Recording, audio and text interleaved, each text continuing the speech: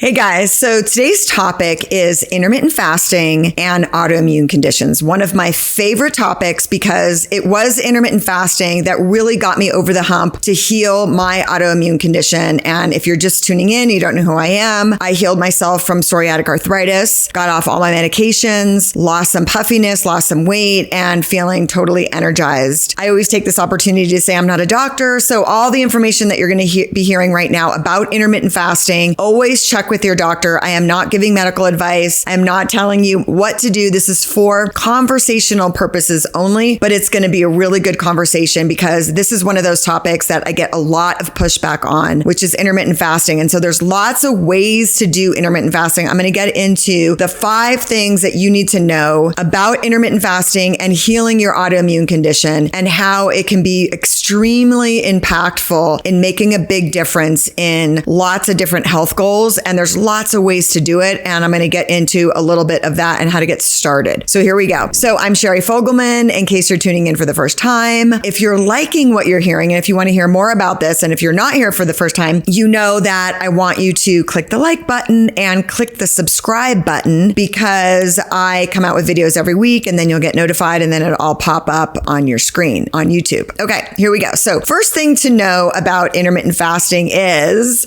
drum roll, you will not be starving. That is one of the biggest myths and pushbacks that I get from people is that I can't be hungry. I don't want to be hungry. I don't like the feeling of being hungry. You will not be hungry. In the beginning, getting used to it, you might be a little bit hungry, but are you really hungry? If you've eaten a full meal, you've eaten enough calories. I don't want to talk about that on this video, but if you've eaten enough, lots of protein, 20 to 30 grams of protein, your vegetables, your carb, even a little bit of dessert, you shouldn't be hungry, right? So that's a little bit of that. What I say to people is really ask yourself if you are hungry at 10 o'clock at night, or popping up at 6 o'clock in the morning. Is your blood sugar just dropping? Or are you really, truly hungry? Now, if you have 40 pounds to lose, 30 pounds to lose, and you're hungry, it means that your body is asking for something and you're not burning your fat as fuel. So that's a whole different video. But I guarantee you, if you start intermittent fasting, you will not be hungry. In fact, you will tap so closely into your hunger and satiety cues that you'll actually know if you're hungry or if you're emotional eating. So any of my emotional eaters out there, intermittent fasting is one of the things that can really help you with the hunger cues and knowing when you're actually hungry or when you're turning to food for emotional reasons or boredom or anger or some other reason besides real hunger and real feeding. So that gets me to point number 2. Point number 2 is my doctor tells me and my,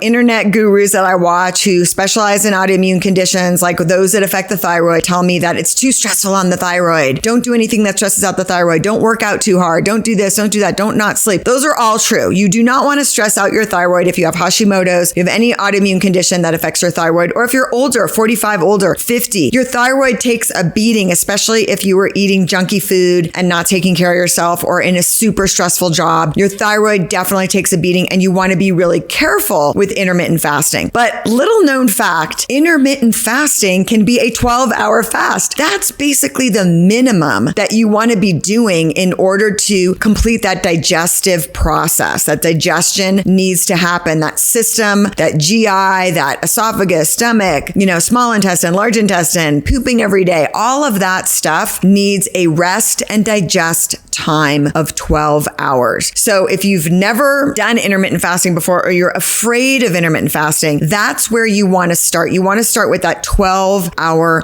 window. See how you do. If, you are someone that is eating dinner at 7 p.m., for example, and you're eating at 7 a.m., you're already doing that. So if you can wait another hour and fast for 13 hours, that's even better. That'll give your body time to rest and digest even longer and start to bring down that inflammation. If you're someone and you do the math in your head right now and you're already fasting for 13 hours, go for 14 hours and live there for a little while. If you're increasing it, by the hour, like I just said, do that for several weeks because different things that happen in your life will affect your hormones and will affect your hunger hormones and your satiety hormones hormones, cortisol, your blood sugar, all of that stuff. And you want to be able to ride through that, living at that 12-hour window or that 13-hour window before you increase it anymore. So that's what I say about, anybody with a thyroid condition, is that give it a try. If it's not working for you, then you stop right there. But you do want to live there for several weeks. I would even say several months, and see how you do. See if you can fast for 13 hours or 14 hours. Start with that. That might be enough for you. Okay, so that gets me to my third point about intermittent fasting. The most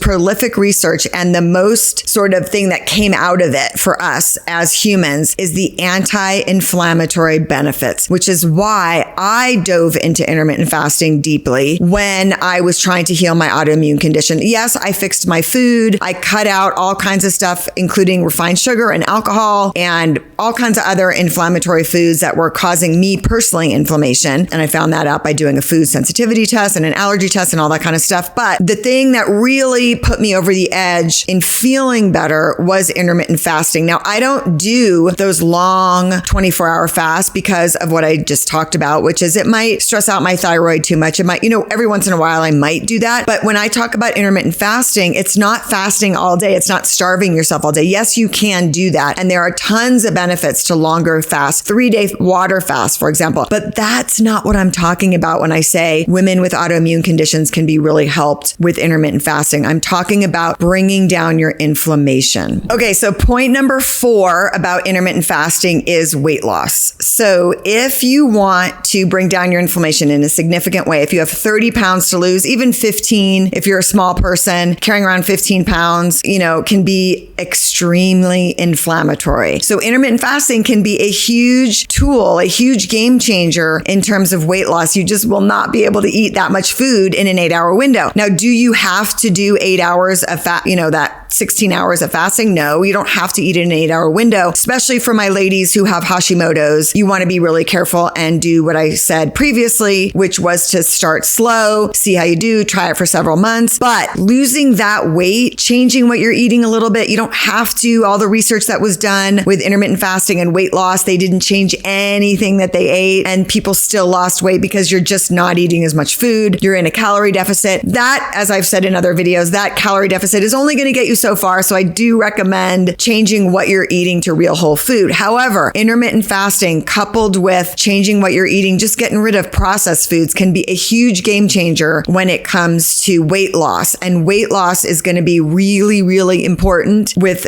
improving your autoimmune condition, because carrying around all that weight is just creating more inflammation. Okay, so last point, my point number 5 is that's how our ancestors ate. So if nothing else makes sense to you, you guys, our ancestors did not have all of these autoimmune conditions, number 1. So there's something that we're doing in the past 75 years that is creating all this inflammation, that is triggering all this autoimmune condition, that our bodies are our immune system is like not behaving how we want it to behave, right? And we've got all these autoimmune conditions that are coming up. Our ancestors also participated in intermittent fasting. They were not noshing all day, which is part of intermittent fasting. You don't have to get into that now, but they were also not eating all night. They had their eating times. They ate when they could. They also went through periods of time where they ate very little, probably 500 calories or less. That's where that Victor Longo science, the Prolon, many of you have done that. That's sort of a limited calorie for 5 days, under 500 calories, intermittent fasting. He saw the benefits of that. He's a doctor out of USC, did a lot of research on this. I don't recommend Prolon. I'm not recommending Prolon right now. But the research around intermittent fasting was that as humans, we did do this. We had periods during winter where we weren't eating a lot of food, right? And we had to be able to survive, and it had benefits. So that's all I got to say about intermittent fasting. It's a huge game changer. If you liked what you heard, please click the like button. I also have a special gift for anyone who's made it to the end here, is my gut check quiz. So many women who come to me who have autoimmune conditions also suffer with gut dysbiosis, because and even if you don't know if you have a gut dysbiosis or, dysregulated gut stuff, GI stuff, your immune system, right, is housed in your gut. That's the first line of defense. So oftentimes when we have an autoimmune condition, it's the gut microbiome that we look at first. And I have a little gut check quiz for you if you're still listening. So just click the bottom of this video here and you can take my gut check quiz and find out if some of the things you're experiencing could be improved by improving your gut health. Like sometimes people have fatigue fatigue and headaches and joint pain, and they don't realize that their gut health is suffering, and improving some of that gut health by doing intermittent fasting can also improve your gut health. That can be very helpful. So go ahead and take that quiz, and hope this was helpful, and see you soon. Bye.